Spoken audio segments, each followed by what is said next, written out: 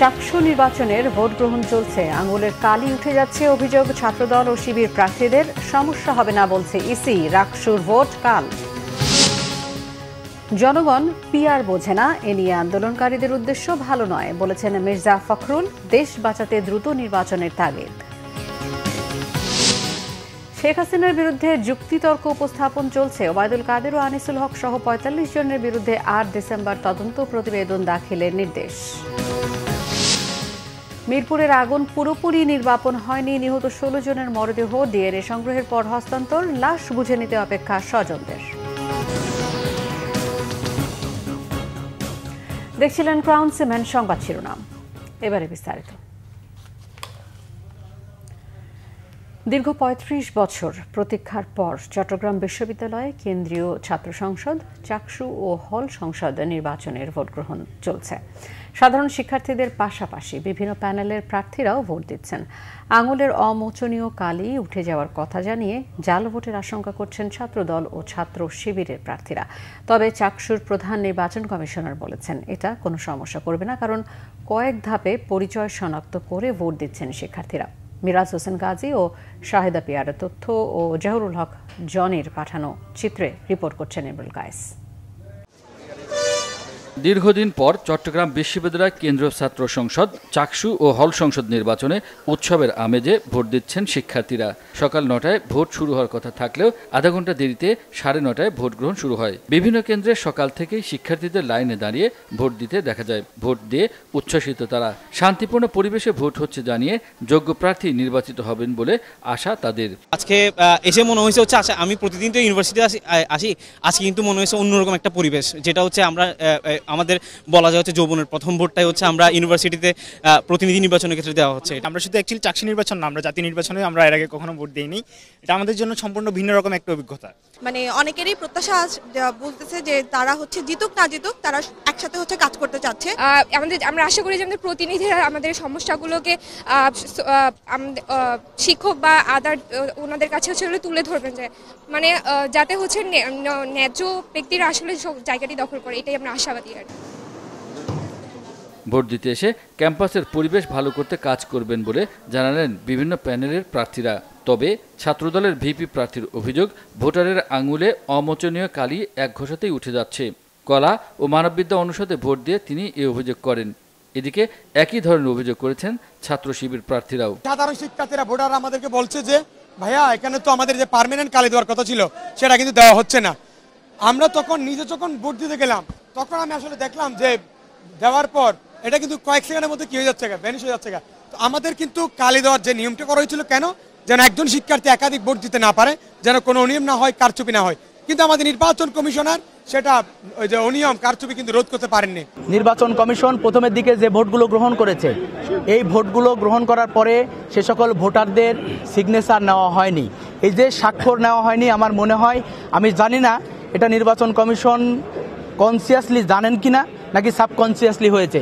যদি সাবকনসিয়াসলি হয়ে থাকে তাহলে আমরা বলতে চাই যে কোনোভাবেই নির্বাচন কমিশন এত বেশি অসচেতন ভূমিকা রাখতে পারেন না। তবে এ অভিযোগ নিয়ে চাকসুর প্রধান নির্বাচন কমিশনার অধ্যাপক মনির উদ্দিন বলেছেন, বেশ কয়েক ধাপে পরিচয় শনাক্ত করে ভোট দিতে দেওয়া হচ্ছে ভোটারদের। এক্ষেত্রে অমোচনীয় কালি কোনো সমস্যা হবে না। যারা নির্বাচনী কর্মকর্তা তার প্রথম দায়িত্ব হলো ওইটা হলো টিকচিহ্ন দিয়া ক্লিয়ার করা যে এই ভোটটা ভোটার আসছে। তারপরে হলো সে ভোটারকে যাচাই করবে। প্রথম কিন্তু কাজ এটা, ভোটার তারপরে সে যাচাই করবে, তারপরে তাকে ব্যালট দিবেন। এই ভোটার যখন ভোট দিচ্ছে সেটা যাচাই করছে 3টা স্টেজে, একটা হলো যে ছবি দিয়া, একটা হলো পোলিং এজেন্ট দিয়া, আর একটা হলো আবার। নির্বাচনের ফলাফল সব পক্ষই মেনে নেবেন বলে আশা শিক্ষার্থীদের। ইমরুল কায়েস, বাংলা ভিশন, ঢাকা। চাকসু নির্বাচনের খবর সংগ্রহে চট্টগ্রাম বিশ্ববিদ্যালয়ে আছেন বিশেষ প্রতিনিধি মিরাজ হোসেন গাজী, যুক্ত হচ্ছে তার সাথে। মিরাজ, প্রার্থীদের অভিযোগ এবং সার্বিক বিষয়ে এই মুহূর্তের কি তথ্য রয়েছে আপনার কাছে?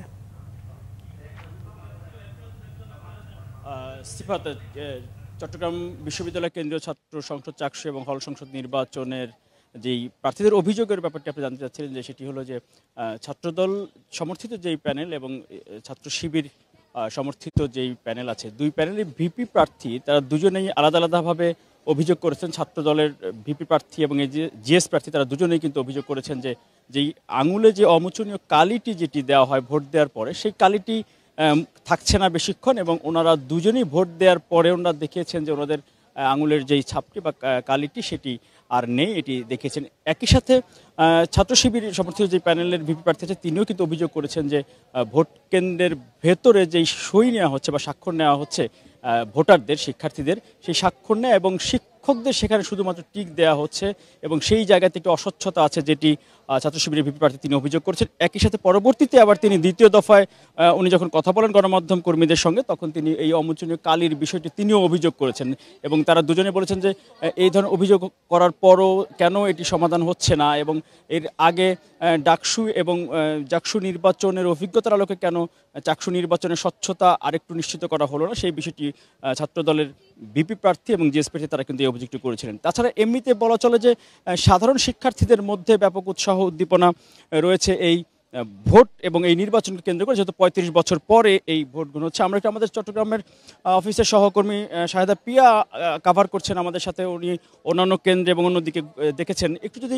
পিয়া একটু বলেন আপনি যে এই ভোট গ্রহণের ক্ষেত্রে ভোটারদের মধ্যে আসলে তো নিশ্চয়ই আগ্রহ আছে, তাদের মধ্যে কি কোনো অভিযোগ আছে কিনা এখন পর্যন্ত? আমরা সকাল থেকে এই পর্যন্ত আসলে বেশ অনেক ভোটারের সাথেই কথা বলেছি, তারা আসলে একটি উৎসবের আমেজে রয়েছে, যেহেতু ৩৫ বছর পর চট্টগ্রাম বিশ্ববিদ্যালয়ে যে হল সংসদ এবং কেন্দ্রীয় সংসদে নির্বাচন হচ্ছে, তারা আসলে যেটি বলছেন যে তারা ভোট প্রদানের ক্ষেত্রে কোনো ধরনের আসলে অসুবিধার সম্মুখীন হয়নি। তবে আমরা যেটা দেখছি যে শিবির সমর্থিত যে প্যানেল এবং ছাত্রদল সমর্থিত যে প্যানেল, তারা কিন্তু বেশ কিছু অভিযোগ করেছেন, বিশেষ করে অমোচনীয় কালির বিষয়টি তারা বারবারই উল্লেখ করছেন।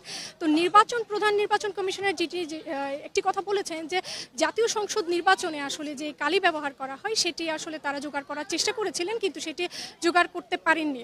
তো এই বিষয়গুলো আসলে তারা দেখছেন, মানে অভিযোগগুলো নির্বাচন কমিশন খতিয়ে দেখছে। আর যদি বলি সাধারণ শিক্ষার্থীদের কথা, তারা কিন্তু বেশ উৎসাহের সাথে উদ্দীপনার সাথে কিন্তু এখন পর্যন্ত ভোট দিচ্ছে। অনেকে এবার প্রথম ভোট, জীবনের প্রথমবার ভোট দেওয়ার অভিজ্ঞতাটি তাদের হচ্ছিল, এবং যেহেতু এই ছাত্র সংসদ নির্বাচন দিয়েই তাদের শুরু হচ্ছিল, সেক্ষেত্রে তাদের অনুভূতিটাও নিশ্চয়ই অনেক ভালো। জি শাহেদা, আপনাকে অসংখ্য ধন্যবাদ। সিফাত, এই ছিল আসলে চট্টগ্রাম বিশ্ববিদ্যালয় কেন্দ্রীয় ছাত্র সংসদ এবং সংসদ নির্বাচন। চট্টগ্রাম বিশ্ববিদ্যালয় থেকে জানাচ্ছিলেন মিরাজ হাসান গাজী এবং শাহিদা বিয়া। রাজশাহী বিশ্ববিদ্যালয়ে ছাত্র ও হল সংসদ নির্বাচনের ভোটকাল সব প্রস্তুতি সম্পন্ন করেছে কমিশন। সার্বিক বিষয় নিয়ে সংবাদ সম্মেলন করেছেন উপাচার্য প্রফেসর ডক্টর সালেহ হাসান নকিব। নির্বাচন ঘিরে ক্যাম্পাসে মোতায়েন থাকবে র্যাব, পুলিশ ও বিজিবির অন্তত ৩,০০০ সদস্য। ২ দফায় প্রায় ২০ দিন ধরে প্রার্থীদের প্রচারণার পর শান্ত রয়েছে ক্যাম্পাস। ৯টি ভবনে ১৭টি ভোট কেন্দ্রে ভোটারদের জন্য তৈরি করা হয়েছে ৯৯০টি গোপন বুথ। নির্দিষ্ট সময়ের আগে কখন কিভাবে স্বচ্ছ ব্যালট বাক্স, ব্যালট পেপার ও অমোচনীয় কালি সহ নির্বাচনীয় সরঞ্জাম কেন্দ্রগুলোতে পৌঁছানো হবে চূড়ান্ত হয়েছে সেই সিদ্ধান্ত। রাকসু নির্বাচনে ২৩টি পদে লড়ছেন ২৪৭ জন প্রার্থী। এর মধ্যে ভিপি পদে ১৮, জিএস পদে ১৩ এবং এজিএস পদে ১৬ জন প্রতিদ্বন্দ্বিতা করছেন। রাকসু ও সিনেট নির্বাচনের সর্বমোট প্রার্থীর সংখ্যা ৩০৬ জন। বিএনপির মহাসচিব মির্জা ফখরুল ইসলাম আলমগীর বলেছেন, জনগণ পিআর ও গণভোট বোঝে না। এ নিয়ে আন্দোলনকারীদের উদ্দেশ্য ভালো নয় বলে মন্তব্য তার। সকালে ঠাকুরগাঁওয়ের গড়িয়া ইউনিয়ন বিএনপির আয়োজনে স্থানীয়দের সাথে মতবিনিময় সভায় তিনি বলেন, দেশ বাঁচাতে দ্রুত নির্বাচন দরকার। বিএনপি নির্বাচিত হলে দেশে ১ কোটি কর্মসংস্থানের ব্যবস্থা করা হবে। প্রত্যেকটি পরিবারে একটি করে ফ্যামিলি কার্ড দেওয়া হবে বলে জানান তিনি। যাদের কাছে এই কার্ড থাকবে তাদেরকে বিশেষ গুরুত্ব দেবেন সরকারি বিভিন্ন দপ্তরের কর্মকর্তারা। স্বাস্থ্য ও শিক্ষা খাত বরাদ্দ বাড়ানোর পাশাপাশি কর্মমুখী শিক্ষা ব্যবস্থাতেও গুরুত্ব দেওয়া হবে বলে জানান বিএনপি মহাসচিব।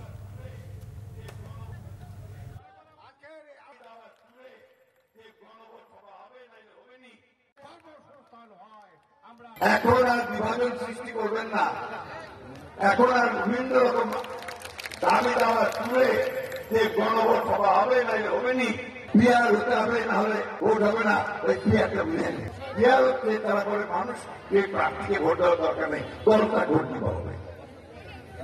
দলটা ভোট দিলে কিন্তু জানে চলি যে কোনটা ওর প্রার্থী, আমার ক্যান্ডিডেট কোনটা, আমার কাজ করবে কি, আমার এমপি কি, আমার এমপি যদি না থাকে তাহলে আমি যাবো কাজ।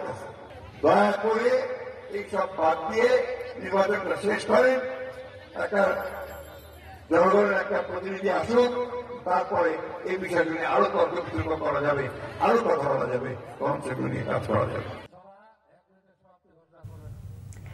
জুলাই আগস্টের হত্যাযজ্ঞে মানবতাবিরোধী অপরাধের অভিযোগে ক্ষমতাচ্যুত প্রধানমন্ত্রী শেখ হাসিনার মামলায় চতুর্থ দিনের মতো যুক্তিতর্ক উপস্থাপন চলছে। বিচারপতি গোলাম মর্তুজা মজুমদারের নেতৃত্বাধীন আন্তর্জাতিক অপরাধ ট্রাইব্যুনাল 1-এ আজও অভিযোগের পক্ষে যুক্তি উপস্থাপন করছেন চিফ প্রসিকিউটর তাজুল ইসলাম। এদিকে ট্রাইব্যুনাল 2-এ জুলাই আন্দোলনে সাভারের আশুলিয়ায় 6 লাশ পোড়ানো মামলায় 11তম দিনের সাক্ষ্য গ্রহণ চলছে। এছাড়া জুলাই আগস্টে দেশজুড়ে সংঘটিত মানবতাবিরোধী অপরাধের মামলায় শেখ হাসিনা সরকারের সাবেক মন্ত্রী, এমপি, উপদেষ্টা, বিচারপতি সহ 45 জনের বিরুদ্ধে দায়ের হওয়া মামলার তদন্ত প্রতিবেদন 8 ডিসেম্বরের মধ্যে দাখিলের নির্দেশ দিয়েছে ট্রাইব্যুনাল 1। সেই সাথে চট্টগ্রামের ছাত্রদল নেতা ওয়াসিম সহ 3 জনকে হত্যা মামলায় চট্টগ্রাম 6 আসনের সাবেক এমপি এবিএম ফজলে করিম চৌধুরী ও অন্য মামলায় চট্টগ্রামের সাবেক পুলিশ কমিশনার মোহাম্মদ সাইফুল ইসলামের বিরুদ্ধে ওয়ারেন্টের আদেশ দিয়েছে ট্রাইব্যুনাল। রাজধানীর মিরপুরের শিয়ালবাড়িতে পোশাক কারখানা ও রাসায়নিকের গুদামের আগুন পুরোপুরি নেভে নেই, ঘটনাস্থল থেকে এখনও ধোঁয়া উঠছে। এদিকে ফায়ার সার্ভিসের হ্যাজম্যান টিম দুর্ঘটনাস্থল পরিদর্শন করেছে। বুধবার সকাল থেকেই স্বজনরা ছবি নিয়ে নিখোঁজদের খুঁজছেন। অনেকে ছোটাছুটি করছেন হাসপাতাল থেকে ঘটনাস্থলে, কেউ বা রাস্তায় বসে আহাজারি করছেন। প্রিয়জনের ছবি হাতে কান্নায় ভেঙে পড়েন তারা। এ সময় শাহ আলম কেমিক্যাল ও পোশাক কারখানার মালিককে গ্রেফতারের দাবি জানান এলাকাবাসী ও স্বজনরা। কারো সহযোগিতা না পাওয়ার অভিযোগ করেন তারা। অনুমোদনহীন গোডাউন গড়ে উঠলে সেটির বিষয়ে প্রশাসন ও স্থানীয় বাসিন্দাদের সামাজিক প্রতিরোধ গড়ে তোলার আহ্বান তাদের। এদিকে ঘটনাস্থলের আলামত সংগ্রহ করেছে সিআইডি। ফায়ার সার্ভিস বলছে আগুন নিয়ন্ত্রণে আছে, তবে এখনও পুরোপুরি নির্বাপন হয়নি। কেমিক্যালের আগুন কিছুটা জটিল, তাই সময় নিয়ে কাজ করতে হচ্ছে। প্রচন্ড ধোঁয়া ভিতরে আছে এবং এই মুহূর্তে কার্যক্রম আমাদের চলমান এবং দীর্ঘ সময় লাগবে। এই যে কেমিক্যালটা আছে অপারেশন করতে সময় লাগবে আমাদের বুয়েট থেকে এবং পরিচালক অপারেশন মেনটেন্স স্যারের নেতৃত্বে একটা টিম আসবে 3টার পরে। তারা দেখে একটা সিদ্ধান্ত নেবে আমরা কি করা যায়। এটা হলো বর্তমানে আমাদের সিদ্ধান্ত, আমাদের কার্যক্রম চলমান আছে। সরকারকে ইমিডিয়েটলি ইনভেস্টিগেট করতে হবে, যারা এটা করেছে তাদেরকে আইনের আওতায় আনতে হবে এবং আমাদের স্ট্রং পলিসি থাকতে হবে যেন জনবহুল এলাকায় এই ধরনের ক্ষেত্রগুলো না থাকে। দর্শক, এই মুহূর্তে মিরপুরে আছেন বিশেষ প্রতিনিধি এস.এম. ফয়েজ। সরাসরি কথা বলবো তার সাথে। ফয়েজ, অগ্নিকাণ্ড স্থলের এই মুহূর্তের অবস্থা আমাদেরকে জানাবেন।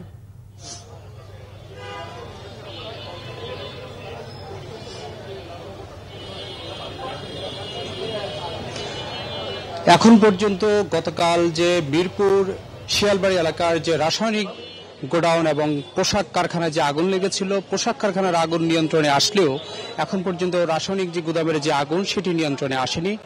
ফায়ার সার্ভিস সর্বোচ্চ চেষ্টা করছেন, তারা কৌশল অবলম্বন করেছেন এবং হ্যাজব্যান্ড টিম তারাও চেষ্টা করছেন। আজকে তারা রাসায়নিক গোদামের যেই তালাটি রয়েছে সেটি কেটে ভিতরে ঢোকার চেষ্টা করেছেন, কিন্তু ভিতরের তেজস্ক্রিয়তার কারণে তারা ভিতরে ঢুকতে পারেননি, শুধু ধোঁয়াচ্ছন্ন হয়ে আছে। এখনো ধোঁয়া উঠছে, ঠিক আমার পিছনে দেখা যাচ্ছে। আর তারা ঘটনাস্থল পরিদর্শন করছেন। কিছুক্ষণ আগে সমাজ কল্যাণ উপদেষ্টা শারমিন এস মুর্শিদ তিনি এসেছিলেন। তিনি বলেছেন যে দায়িত্বশীল ব্যক্তিরা ঠিকমতো দায়িত্ব পালন করছে না, ব্যবসায়ীরা তারা নিয়ম নীতি মানছেন না, নামের তারা অবৈধভাবে যে রাসায়নিক গোডাউন সেটি করেছেন, তার বলি হয়েছে মানুষ এবং যারা মারা গেছেন তাদের পরিবারের পাশেই সরকার আছে এবং অবৈধ যে গোডাউনগুলো আছে সেগুলোর বিরুদ্ধে সরকার দ্রুত তারা ব্যবস্থা নেবে এবং তল্লাশি চালাবেন এমন কথা তিনি বলেছেন। তিনি বলছেন যারা এই ঘটনার সাথে জড়িত তাদেরকে আইনের আওতায় আনা হবে, আর পোশাক শ্রমিকের যারা নিহত হয়েছেন বা আহত হয়েছেন তাদের চিকিৎসার বিষয়ে সরকার পরিকল্পনা করছেন। এবং আমরা সকালে যখন এসেছি, সকাল থেকে এখন পর্যন্ত অনেকেই তাদের নিখোঁজ স্বজনদের খুঁজছেন। তারা বলছেন তাদের স্বজনকে পাচ্ছেন না, কেউ তার ভাইকে খুঁজছেন, কেউ মাকে খুঁজছেন, কেউ সন্তানকে খুঁজছেন, কেউ তার ভাইকে খোঁজাখুঁজি করছেন, ছবি নিয়ে দাঁড়িয়ে আছেন। তারা হাসপাতালে গিয়েছেন, সেখানে পাননি। তারা থানায় গিয়েছেন, সেখানে তারা নিখোঁজ যেই অভিযোগ করা হয় সেটি করেছেন, কিন্তু সবকিছু মিলে তারা কোনো ধরনের সহযোগিতা পাচ্ছেন না এমন অভিযোগ করেছেন তারা। তবে সরকারের পক্ষ থেকে বলা হয়েছে তারা একটি নিখোঁজের তালিকা করবেন এবং যারা মারা গেছেন তাদের পরিবারের তালিকা করবেন।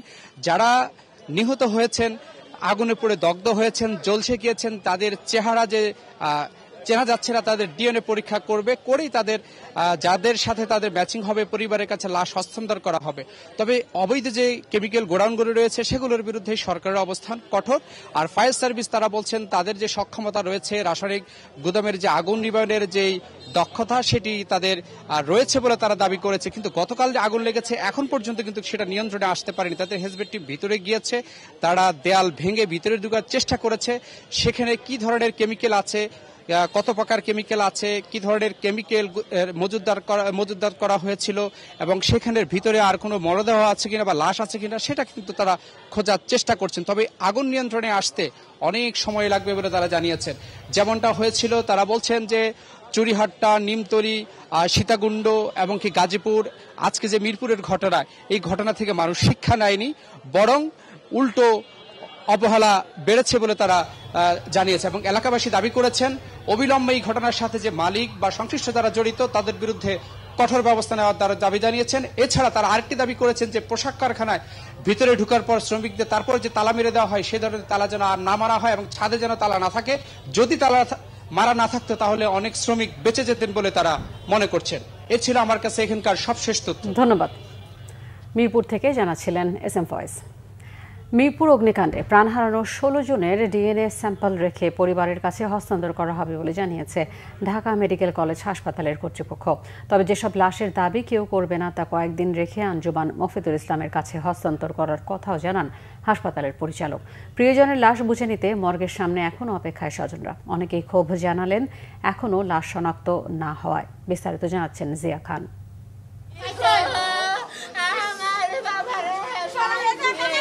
আদরের সন্তানের জন্যই মায়ের এই আহাজারি, যে সন্তানকে তিনি হারিয়েছেন চিরদিনের জন্যে। বুকের মানিকের লাশটি অন্তত ছুঁয়ে দেখতে চান তিনি। মঙ্গলবার রাত থেকে ঢাকা মেডিকেল মর্গের সামনে সন্তানের লাশের অপেক্ষায় এই মা। আমি তো বাবা সুস্থ মতো যাবে, সুস্থ মতো রাইবে। আমার বাবা ডিউটি যাইছে, 11টা বাজে আগুন লাগছে। আগুন কোনো সন্ধান দেয় না আমরা কোনো সন্ধান দেয় না। আমরা সন্ধান দিচ্ছি আজকে সকালে, কোথাও গায়ে পড়া লাগছে, ঢাকা মেডিকেল আছে। আমরা দৌড়ে আইয়া বইয়া লইছি। লিলিহান আগুনে কেউ হারিয়েছেন সন্তান, কেউ বাবা মা, ভাই বোন, আত্মীয় স্বজন, সবারই অপেক্ষা। বুঝে পেতে চান প্রিয়জনের মৃতদেহ। চেহারা চিনে জানা, প্যান্ট শার্ট, প্যান্ট গেঞ্জি, পা। আগুন যখন লাগছে তখন আম্মুরে কল দিছিল, তখন চিল্লাইতেছিল আগুন আগুন বলে, আল্লাহ আল্লাহ বলে চিল্লাইতেছিল। তারপর যে ফোনটা কাটিয়ে গেছে, তারপরে আর ফোন ঢুকে নাই। যে কাপড়টা গায়ে দিয়ে আইছেন ওই কাপড়ের একটা টুকরা লাগিয়ে রয়েছে, এই টুকরাটা পুরা গেছে না, এটা গায়ে লাগিয়ে রয়েছে, এই জন্য চিনছি আমরা। স্বজনের লাশ পেতে এই অপেক্ষার সময়টা আরো কত দীর্ঘ হবে এই উত্তর কারো জানা নেই। সে যে বেলা 8টার সময় বাড়িয়ে যায়, আমারে কইছে যে আব্বা আমি অফিসে যাই, আমি যাও মায়া কি আসবার কথা। আমরা 10টার দিকে আসছি, আসলে আমরা যোগাযোগ করলাম যে আমার বড় বাইরে লইয়া, তারা বলছে যতক্ষণ রূপনগর থানার পুলিশ না আসবে ততক্ষণ হারা কিছু করতে পারবে না, তারা দিতে পারবে না কিন্তু আমরা, তারা এই সিদ্ধান্ত জানাইছে। তা আমরা এনে দাঁড়াই জন্য রূপনগর থানার পুলিশের আশা কখন আসবে আর কখন আমরা লাশ লইয়া আমরা বাড়িতে চলে যাব। মিরপুর রাসায়নিক কারখানা এবং পোশাক কারখানার আগুনে নিহত 16 জনের মধ্যে 9 জন পুরুষ আর নারী 7 জন। কর্তৃপক্ষ বলছে লাশগুলো পুড়ে এমন অবস্থা হয়েছে যা শনাক্ত করা কঠিন। ওনারা 10 জন ক্লেম করছেন যে তারা তাদের আত্মীয় স্বজনকে আইডেন্টিফাই করতে পেরেছেন। সেক্ষেত্রে আমরা তাদের ডিএনএ স্যাম্পল, সবার ডিএনএ স্যাম্পল রেখে তারপরে লাশ হস্তান্তর করা হবে যারা ক্লেম করছে। আর যেগুলো কেউ ক্লেমেন্ট নাই বা আননোন থাকবে সেগুলো হয়তো আমরা কয়েকদিন দেখব, তারপরে হয়তো বা আঞ্জুমানে মফিদুল ইসলামের কাছে হস্তান্তর করা হবে। জেলা প্রশাসক ও পুলিশ নিশ্চিত হয়ে স্বজনদের কাছে লাশগুলো হস্তান্তর করবে। জিয়া খান, বাংলা ভিশন, ঢাকা। ইতালির রোমে বিশ্ব খাদ্য কর্মসূচি WFP এর বৈঠকে যোগদান শেষে দেশে ফিরেছেন প্রধান উপদেষ্টা ডক্টর মোহাম্মদ ইউনূস। প্রধান উপদেষ্টা ও তার সফর সঙ্গীদের সাথে নিয়ে বাংলাদেশ বিমানের ফ্লাইটটি 8টা 20 মিনিটে হযরত শাহজালাল আন্তর্জাতিক বিমানবন্দরে অবতরণ করে।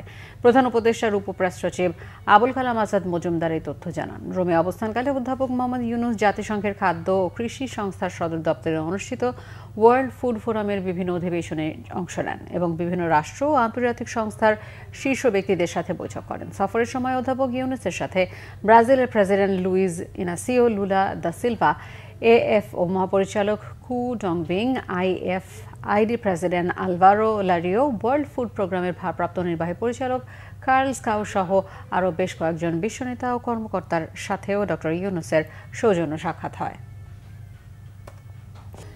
ঢাকা বিশ্ববিদ্যালয়ের শোক দিবস উপলক্ষে জগন্নাথ হলের অক্টোবর স্মৃতিসৌধে শ্রদ্ধা জানিয়েছে বিশ্ববিদ্যালয় উপাচার্য, ডাকসু প্রতিনিধি, হল প্রশাসন সহ বিভিন্ন ছাত্র সংগঠন।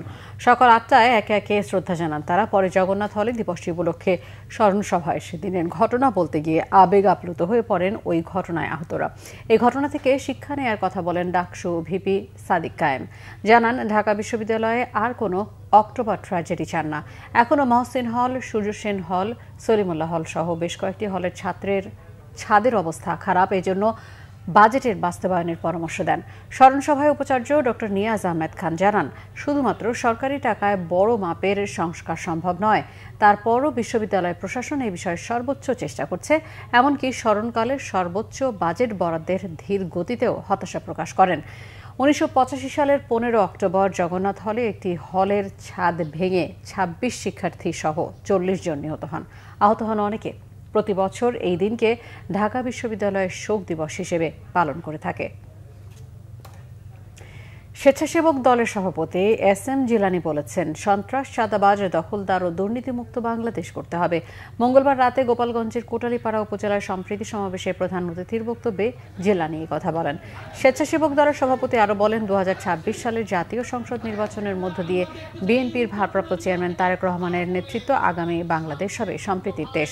সাম্য ও মানবিক বাংলাদেশ গড়ে তুলতে কাজ করে যাওয়ার কথাও বলেন তিনি।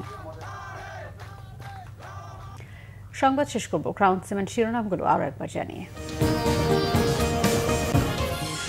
চাকসু নির্বাচনের ভোট গ্রহণ চলছে, আঙ্গুলের কালি উঠে যাচ্ছে অভিযোগ ছাত্রদল ও শিবির প্রার্থীদের। সমস্যা হবে না বলছে ইসি, রাকসুর ভোট কাল। জনগণ পিআর বোঝে না, এ নিয়ে আন্দোলনকারীদের উদ্দেশ্য ভালো নয় বলেছেন মির্জা ফখরুল। দেশ বাঁচাতে দ্রুত নির্বাচনের তাগিদ। শেখ হাসিনার বিরুদ্ধে যুক্তিতর্ক উপস্থাপন চলছে। ওবায়দুল কাদের ও আনিসুল হক সহ 45 জনের বিরুদ্ধে 8 ডিসেম্বর তদন্ত প্রতিবেদন দাখিলের নির্দেশ। মিরপুরের আগুন পুরোপুরি নির্বাপন হয়নি, নিহত 16 জনের মরদেহ ডিএনএ সংগ্রহের পর হস্তান্তর, লাশ বুঝে নিতে অপেক্ষা স্বজনদের। এই ছিল এখনকার মতো। পরের সংবাদ বিকেল 4টায়, এর আগে 3টায় রয়েছে নিউজ টপ 10 দেখার আমন্ত্রণ রইল। এছাড়া বাংলাদেশের সংবাদ ও সংবাদ সংশ্লিষ্ট অনুষ্ঠান দেখতে ভিজিট করুন www.bvnews24.com ও facebook.com/bangladeshi news এবং সাবস্ক্রাইব করুন youtube.com/bangladeshi news। ধন্যবাদ।